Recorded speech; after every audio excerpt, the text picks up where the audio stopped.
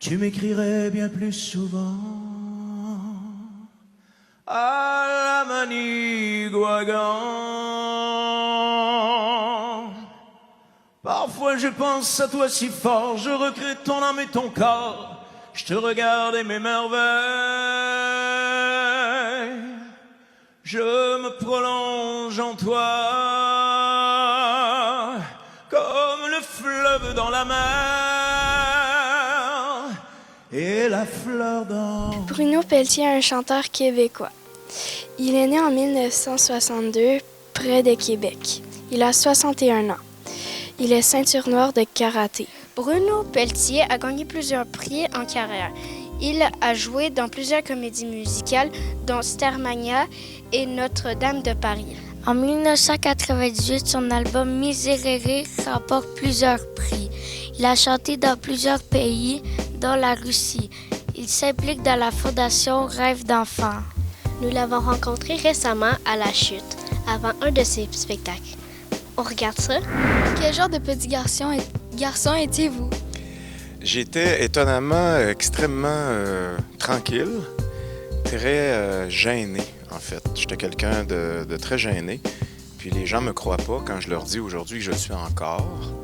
Mais mon métier fait que quand tu montes sur scène, comme on dit, il faut que ça explose en face des gens. On fait du spectacle.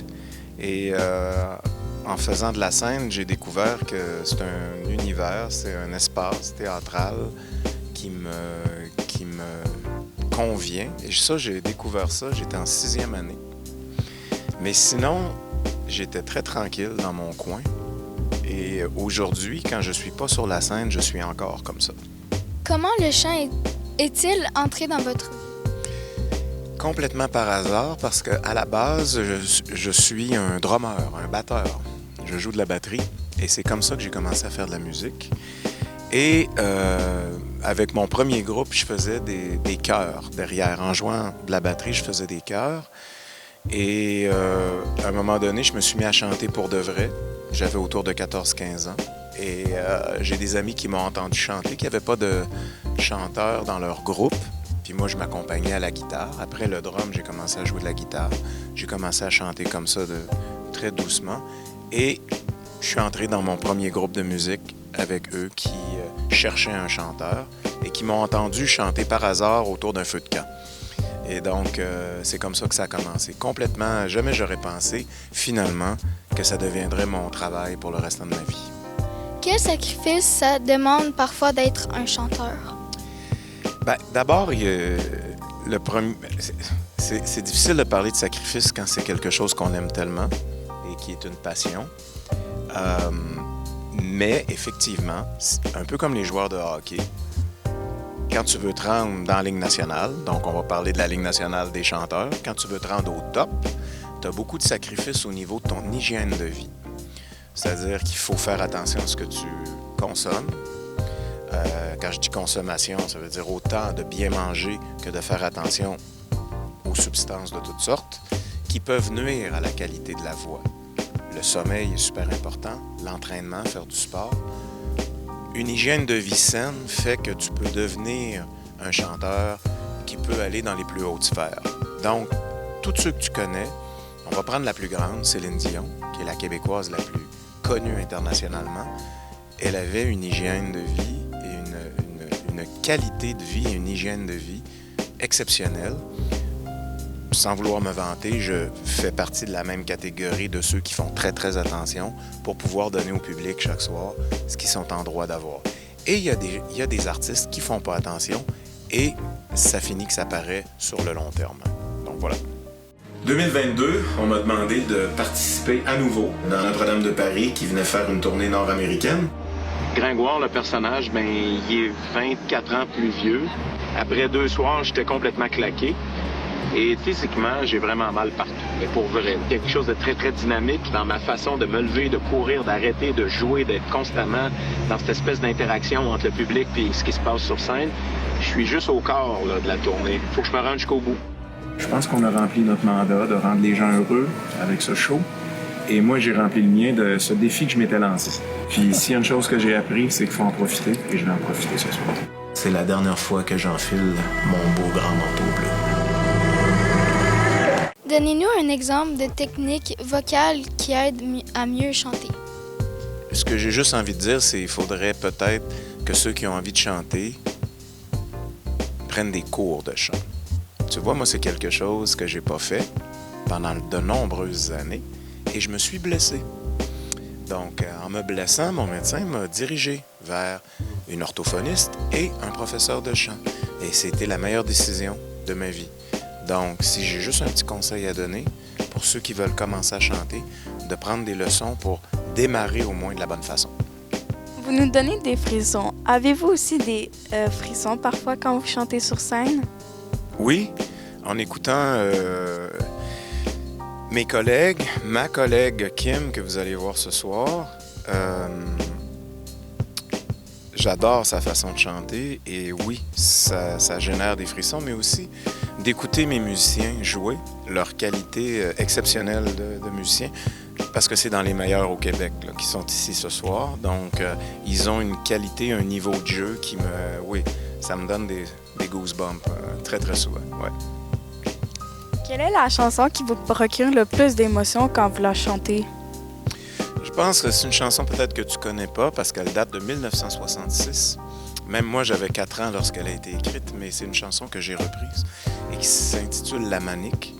Et c'est une très, très belle chanson d'amour qui parle du Québec, en fait, qui parle de chez nous. Quand les hommes sont partis, si aujourd'hui on a de l'électricité et tout ça, c'est parce qu'il y a des barrages hydroélectriques, dont un qui est celui de la Manicouagan. Et Georges Dord a écrit un très beau texte sur les hommes qui partaient travailler des mois et des mois de temps. Et donc, c'est devenu une superbe chanson d'amour qui est une de mes préférées dans toute la francophonie, en fait. Ouais. Quelle est la plus belle expérience que vous avez vécue en tant que chanteur? Juste une expérience, c'est impossible de te répondre. Il y en a eu beaucoup, mais je pense que ce qui est le plus intéressant, c'est d'aller... On commence par chanter chez soi, on espère que les gens de chez nous vont nous aimer. Puis après ça, on rêve. Puis on espère d'aller ailleurs. Ça peut être aux États-Unis, ça peut être en France, ça peut être... Moi, j'ai eu la chance d'aller chanter dans plein de pays. Et je me suis rendu compte que ça dépassait les rêves que j'avais quand j'avais ton âge, en fait. Et j'ai eu cette chance-là de vivre des moments avec ma gang très exceptionnels en Russie, en Asie, en Séoul, en France, en Belgique, en Suisse, aux États-Unis, dans le Canada anglais. Donc, j'aime toujours revenir au Québec parce que c'est chez moi. Mais aller ailleurs fait en sorte qu'on découvre des cultures, on découvre que la langue française est aimée partout dans le monde et on apprend aussi des choses en voyageant. Donc, je trouve que mon métier m'a donné ça. C'est extraordinaire pour ça. Quel rêve aimeriez-vous le plus réaliser en lien avec votre métier? Il me reste une chose qui revient souvent, que je me dis, ça, j'ai pas fait ça encore. Ça serait d'avoir un thème dans un film. Ça, j'ai pas eu ça encore dans ma vie. C'est quelque chose que j'aimerais un jour que quelqu'un m'appelle et me dise « Hey, on a un film, puis la chanson thème, on aimerait ça que ce soit toi qui le fasse, qui la chante. » Ça, j'aimerais ça que ça arrive. Ça serait un de mes derniers rêves non réalisés encore. Cette semaine à Scolaire Le Monde, nous sommes dans le Centre d'art d'Argenteuil. À l'exposition Devant la table de Céline Landry.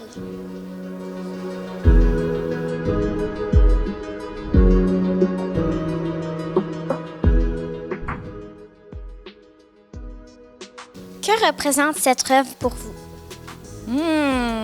C'est la question que je voulais vous poser. Ben moi, j'aimerais ça que vous me le disiez, vous autres, selon vous, qu'est-ce que ça représente, cette œuvre-là? Ben, pour moi, ça a l'air comme d'une fille qui est exclue parce que, je sais pas moi, elle s'aime pas intérieurement. Puis, ben, comme, elle se prive de manger, fait que, tu sais, genre, sur le bord de mourir de faim, mais je sais pas, là. Ça représente genre un repas, genre version de Noël. Il y a plein de choix différents. Ben moi je pense que c'est parce que c'est une femme, puis tu sais les hommes, les femmes avant c'était pas comme avant les femmes avaient moins de droits. Alors tu penses que ça représenterait ça un peu, que là la femme elle n'aurait pas le droit d'aller manger? Ouais, pour moi. Et que les hommes auraient le droit, même si on les voit pas les hommes, mais que elle serait peut-être exclue du fait qu'elle est une femme. Moi, je pense que c'est parce qu'elle avait invité des personnes puis qu'ils sont pas venus. Au moins, il va y avoir des restes pour une semaine ou deux. Là. En fait, c'est un repas de fête, un repas festif. On peut imaginer, vous autres ici, qui venez voir ça, vous pourriez être invités à cette fête-là. Vous êtes devant la table. C'est le titre de l'exposition. Vous êtes devant la table. Puis là, tout à coup, vous voyez, il y a un personnage derrière. Qu'est-ce qu'a fait ce personnage-là? Elle est toute seule. Fait que là, ça veut dire quoi, cette chose-là? On peut imaginer qu'elle est exclue, elle se sent exclue ou elle est exclue, pour toutes sortes de raisons. Parce qu'elle a des problèmes de santé, parce qu'elle a des allergies, parce que, comme disait mademoiselle là-bas, oui, elle, elle se sent, elle a des problèmes de troubles alimentaires, finalement, puis elle ne veut pas manger avec les autres. Il y a toutes sortes de raisons qui peuvent expliquer pourquoi une personne peut se sentir exclue des autres qui vont manger tous ensemble, du plaisir que les autres ont à manger ensemble. Qu'est-ce qui vous a donné l'idée de faire cette œuvre? Qu'est-ce qui m'a donné l'idée? C'est que, en fait, c'est quelque chose qui me préoccupe ou c'est une question que je trouve importante à traiter. Parce que c'est des choses dont on ne parle pas souvent. Et puis moi, ça m'intéresse. Ça m'intéresse de parler justement de l'exclusion. Pourquoi des gens se sentent à part des autres. Puis j'ai pensé de le traiter au moyen de ce thème-là du repas. Puis aussi, j'avais le goût de faire de la nourriture. J'avais le goût de faire tous ces plats, tous ces mets-là, puis de prendre tout le temps qu'il faut avec de l'argile, avec de la porcelaine, pour faire ça à mon rythme, sur plusieurs mois de travail. Combien de temps vous a pris à faire cette œuvre? Plusieurs mois, au moins 2 ans. Mais je veux dire, pas juste le modelage lui-même, mais le dessin, l'idée, les photos que j'ai faites des personnages, je pense que je vous en avais montré, tout ce qui va autour, et le modelage, et la cuisson, et la couleur, et tout ça, là, tout mis ensemble, là, au moins 2 ans de travail. Fait que des fois, une œuvre, on sait comment elle commence, mais des fois, on se demande comment elle va pouvoir finir. Puis, l'idée, c'est d'arriver au bout. Parce qu'il y avait aussi le défi du personnage qui n'était pas évident, là, de le faire tenir debout.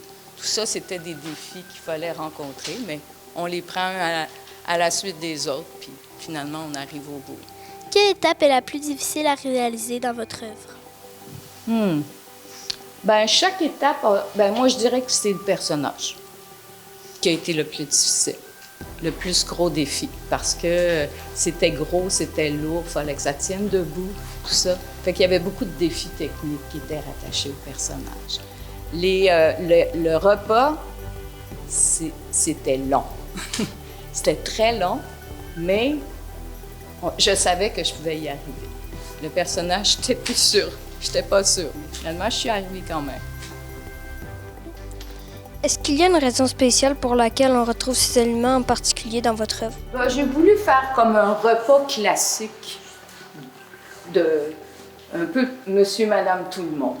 Dans une table de Noël, mettons, ça pourrait ressembler à ça. Ça pourrait être différent, parce que moi, je suis québécoise, mais si j'étais d'une autre origine, le repas pourrait être totalement différent. Mais je suis partie un peu de mon expérience à moi. Quel aliment êtes-vous le plus fier d'avoir reproduit? Je dirais la salade. La salade verte, je vais vous dire que ça, c'était quelque chose. Est-ce que la jeune fille vous représente un peu? Ouh, quelle question! Un peu, ouais. Un peu, oui. Vous vous êtes déjà senti exclue? Ben, il y a des moments, oui, puis encore aujourd'hui. Puis je pense que c'est tout le monde qui se sent comme ça. À un moment donné, on ne se sent pas dans le gang, on ne se sent pas dans le groupe, pour toutes sortes de raisons. Puis oui, ça m'est arrivé, puis je pense que ça peut arriver à plein de gens ici aussi. Pourquoi le personnage est bleuté? Ouais? Elle est balance. Elle est malade? Oui. Toi? Ben, parce que, genre, bleu, c'est comme la couleur de la tristesse, comme ça, puis elle a l'air triste, déçue. Oui. C'est comme, c'est le reflet de son état d'âme, si on peut dire. Le froid, je sais pas. Elle a froid, peut-être qu'elle a froid aussi. Puis aussi, le bleu, c'est le contraste entre la couleur très, très colorée là, des aliments. On arrive, waouh, c'est tout coloré, c'est tout. Puis là, ce personnage-là est bleu. Fait qu'elle est différente. Elle est différente de tout ce qu'on voit en avant. On est différente de nous aussi, de nous qui nous approchons. Fait que c'est un peu ça aussi que je vais faire ça. Bonjour. Madame Landry est venue dans les classes du 3e cycle alternatif pour créer des œuvres différentes de différentes façons. Ici, on a fait sur des cubes, des carrés de pâte qu'on devait colorier, ensuite mis au four, ensuite peinturer. Il fallait que ça représente un fruit qu'on aimait beaucoup. On a fait en miniature. On a fait du spaghetti, des pizzas. On a utilisé de la pâte fait maison et de la peinture, puis nos doigts. Pour le dernier cours, on avait fait du food art. On a pris de la vraie nourriture pour faire des bonhommes en nourriture. Puis après, on pouvait déguster, puis c'était très bon.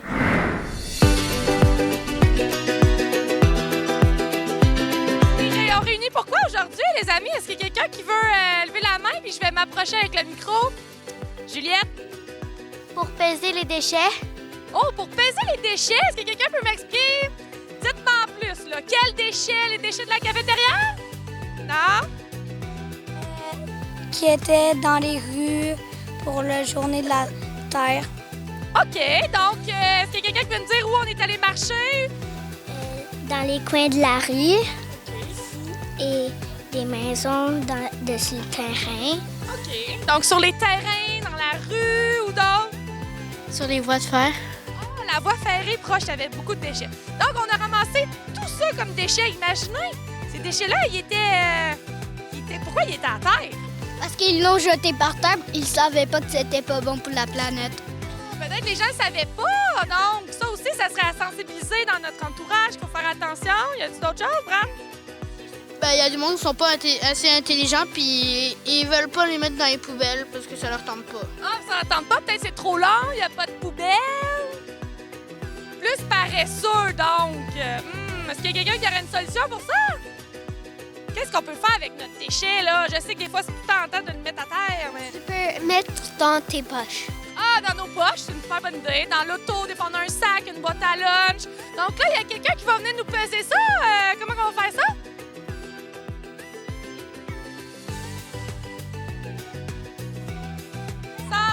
Plus 3. 119.